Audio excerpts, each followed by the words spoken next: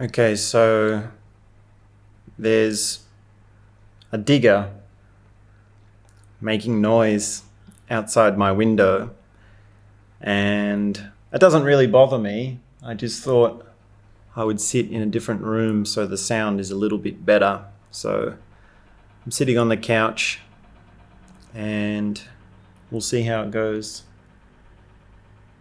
And I hope I wasn't too serious in the previous talks. I'm sort of becoming self-conscious now. I'm sort of starting to doubt myself a little bit. Nothing wrong with a little self-doubt every now and then. But I didn't mean to be so serious. So when we're talking about depth and height, I mean,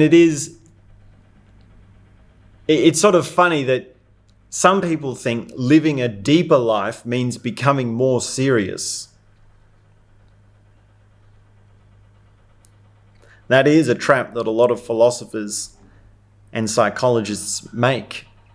They become more and more serious as they go deeper and deeper into psychology and philosophy. And really, deep psychology is serious. It's serious stuff, and deep philosophy is very serious. It's a perfectly natural response. It's a natural thing to come to be a serious person, to be defined by seriousness, to have that as a core internal quality. And yet, of course, we know here that we're going beyond psychology and philosophy. We actually need to transcend that. So seriousness is its own mechanism at work within you. So be aware of that, and I need to be aware of that within me as well. And I will also mention that, psychology and philosophy does naturally want to transcend itself. And you do find philosophers and psychologists that have transcended, right? Even in a book like Beyond Good and Evil by Friedrich Nietzsche. Even in the title, it's giving you a indication of beyond this duality, right? Beyond good and evil is essentially basically saying transcend philosophy. That's the essential message there. And also, even in a book like Towards a Psychology of Being by Abraham Maslow, that is towards something that is beyond psychology. And maybe it's a bit less implicit in the title, Towards a Psychology of Being. But at least that's a few things to consider as we continue on in this course.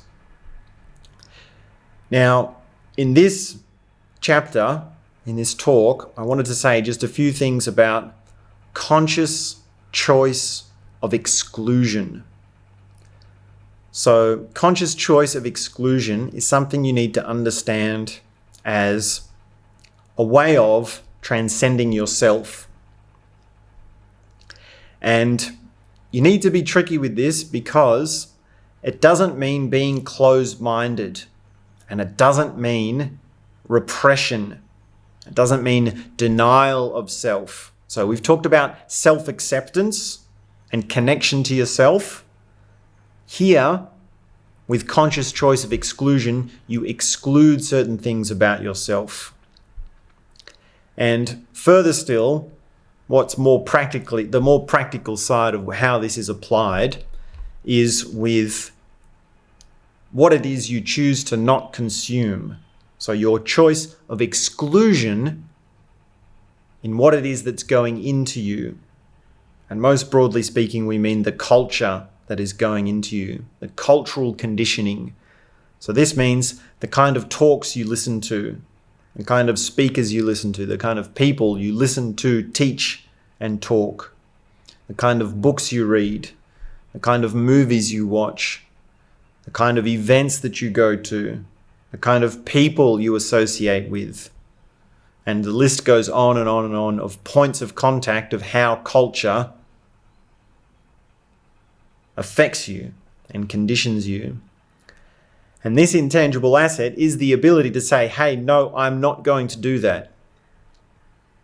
I'm not going to go to that event. I'm not going to talk to that person.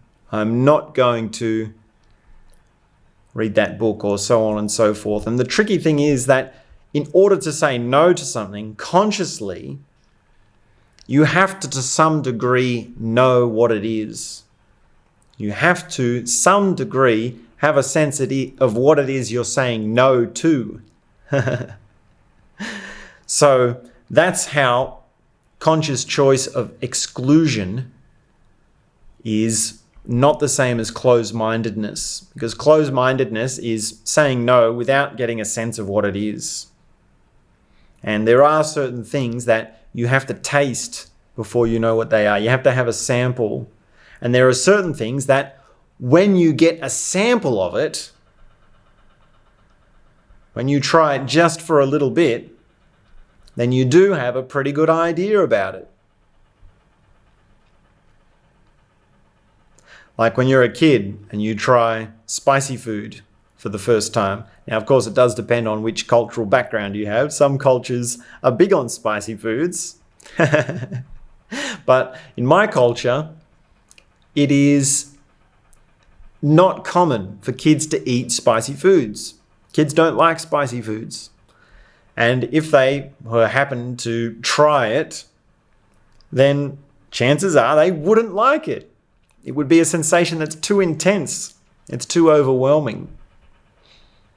And when you have that taste, it often lasts for a long time, right? If you get burned with spicy food as a kid, then for a long, long time, you're going to be avoiding spicy foods. Now, of course, as you change and your taste buds evolve, you do need to try it again. And it is often the case that people come around. I mean, I came around to spicy foods. I mean, I liked spicy foods as a kid. I didn't really have much access to them, but I like spicy food now. And this sort of navigating of open-mindedness, of sampling things, exploring things, trying things, experimenting with things, experiences, sensory perception, ideas, knowledge, and then closing to certain directions, closing to certain things. That is a kind of subtlety in navigation of your consciousness. It's a subtlety in the allocation of your time throughout your day. And it's intangible how you can most optimally navigate things within your experience. It's not exactly clear how much you need to do of something before you've had enough. How much psychology books do you need to read before you get to the point where you need to move on? You need to say, I've had enough psychology. How many philosophy books do you need to read? How many philosophies do you need to be familiar with before you say, I need to move on from philosophy? And of course, it goes for religion as well. How much do you need to relate to God, to pray to God, or to uphold your religious tradition, your religious understanding, or even your religious evolution, we could say, before you become interested in something else? And what you're interested in really does say a lot about where you're at. What takes your interests? What piques your attention? What gratifies your sensory perception, your mind, your body? That says a lot about, well, where your consciousness is at. And you can do this in a very practical sense with your daily routine, right? You can say, okay, instead of writing out all the things that I'm going to do today, I'll write out all the things that I'm not going to do. Now, of course, when you do this, you have to include those things that you normally would do that you know are not good for you and you want to stop doing those things, right? So you can make a long list of things that you don't do that you wouldn't have done otherwise. And even in that, maybe there's something to that. You can use that as an exercise unto itself. How long would that list be? How far can you think along that plane of thought? That's quite interesting.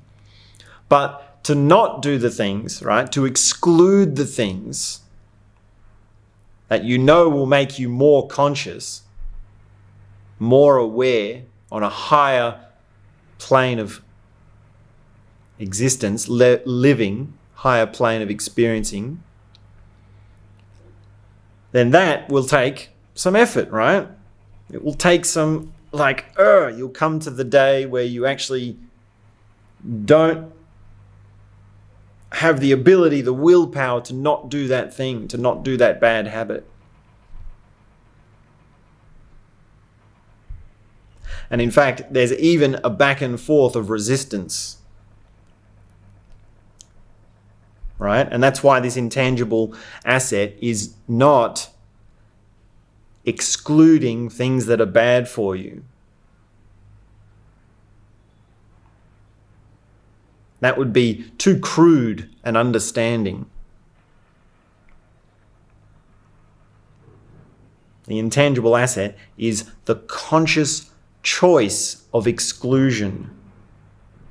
It's the choice of what it is that you exclude and your awareness of why it is that you're excluding it, which is beyond willpower. Right? Exclusion implies this thing of, I'm not going to do that. I'm not going to do that. This is a rule. No caffeine, no nicotine, no junk food. But that is not conscious operating with your habits.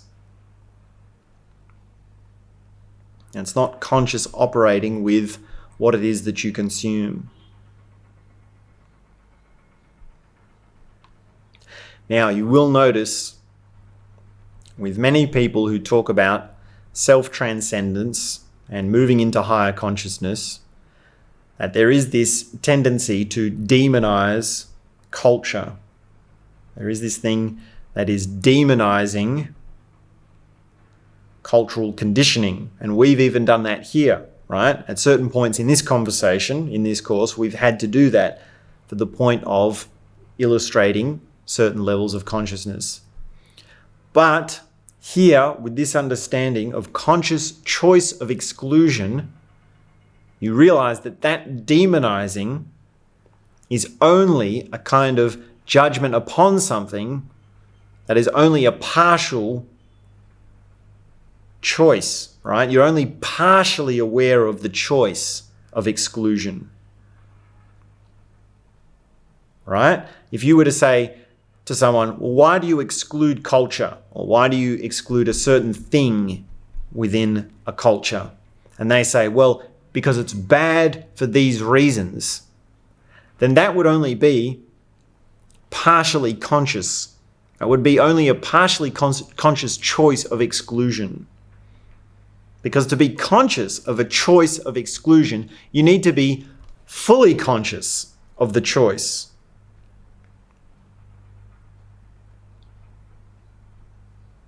And that includes knowing why something is good. Like, why is it that you like junk food? Why is it that you like caffeine? What is it that you like about caffeine? What is it that you enjoy about it?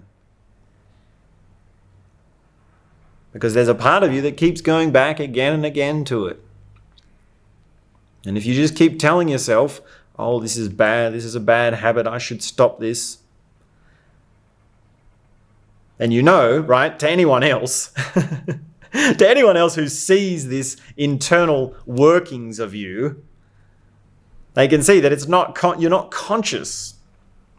You don't have this asset of conscious choice of exclusion.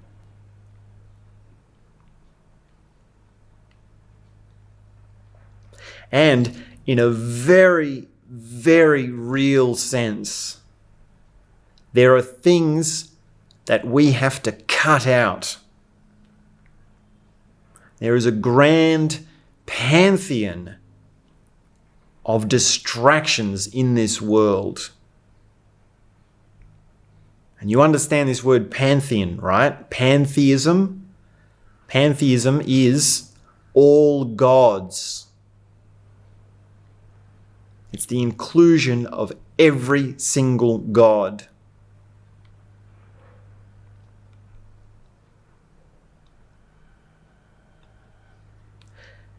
And the pantheon of distraction is really the thing that stops us from transcending.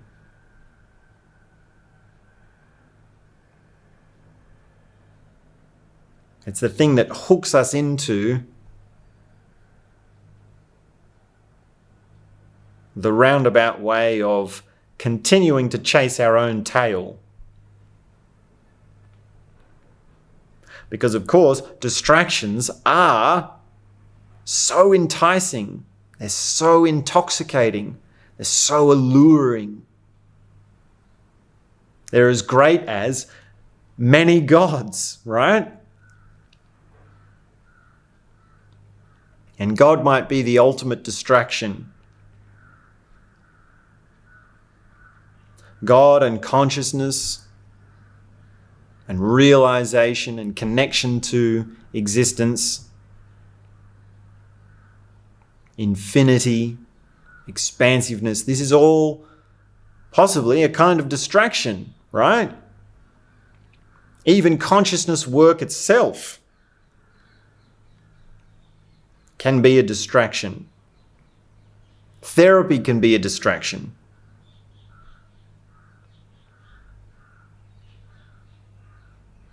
And really, when we say the pantheon of distraction, we just mean anything can be a distraction, however pure it may appear to be. And that's exactly where conscious choice of exclusion comes in. Like, are you consciously excluding a relationship with God for the purposes of higher consciousness transcendence? Or is it just something you've forgotten about? Is it something that you're missing out on?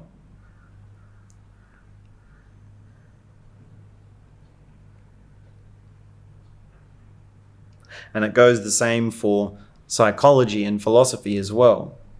And really any concept that we talk about. And you are going to have to apply this to everything that you've learned in this course. You're going to have to see that, okay, well, there's 50 intangible assets in this course. Some of them are not going to resonate with you. And I've pointed this out before, and hopefully it's been all right to continue on, and you've been open and minded enough. I mean, you've come this far. You're pretty open-minded by now. But in a way, you're going to have a conscious choice of exclusion. You're actually going to have to look at one of these intangible assets and decide, that's not right, or that's not for me, or there's nothing in that. And the mystical component of that is how you decide that for yourself. How you decide that without missing out on the point.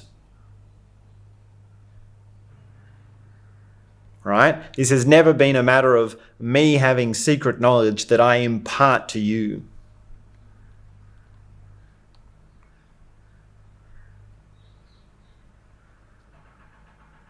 And of course, it may have appeared like that, right? Because it's this teacher thing. When we talk about certain things that you haven't heard before, and you have this idea, you get this illusion that I know something you don't know.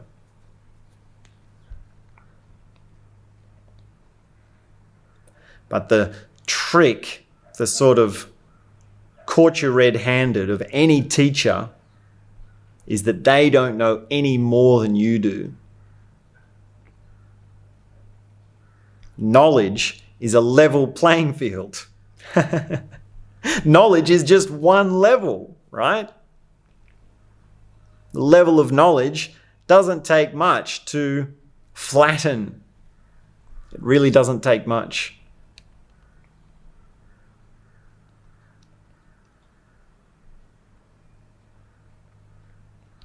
And really, this thing of conscious choice of exclusion can apply to all levels. And wherever your understanding is at, wherever your resonance is at, however you feel about what it is that you're discovering within yourself, it really is the thing that empowers you to start deciding for yourself. You have to decide what's right for you. And that, in a very real sense, means saying no to so many things. It means avoiding so many things.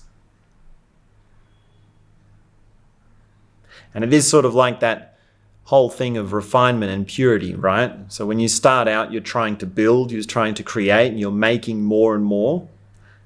And then at a certain point, you take things away. You refine by diminishing things or starting again or revamping your process. Well, this is similar to that. It's the conscious choice of exclusion, the conscious choice of taking something away. And it applies to your knowledge. It applies to your understanding.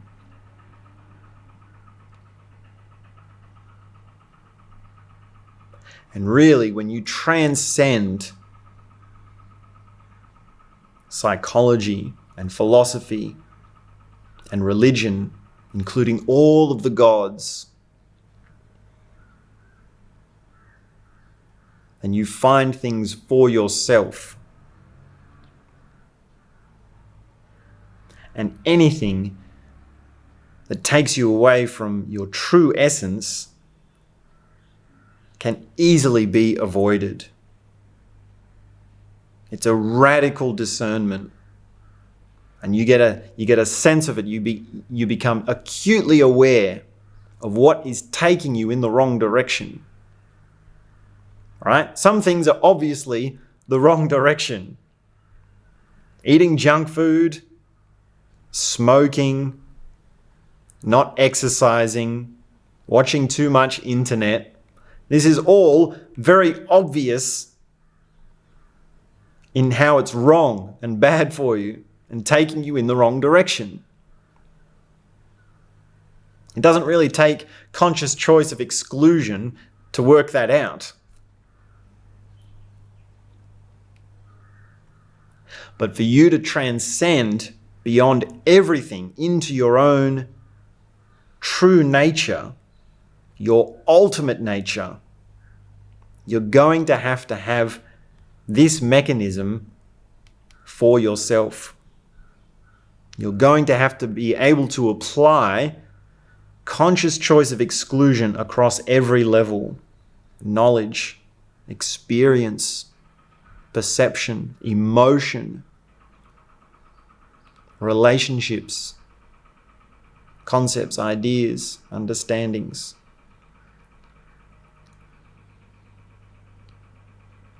And that's why it's a mechanism that takes you all the way. That's why it's an intangible asset. And it is a bit tricky to describe because you want to stay open-minded. You want to be able to sort of, like, this is high-level stuff. You have to be a pretty long way along in the journey in order to understand this stuff, right? This is not beginner's stuff. So that's a little bit about that one. And when you're ready, we'll move on to the next talk. Don't exclude the next talk. Oh, I just made a terrible joke again. Oh no.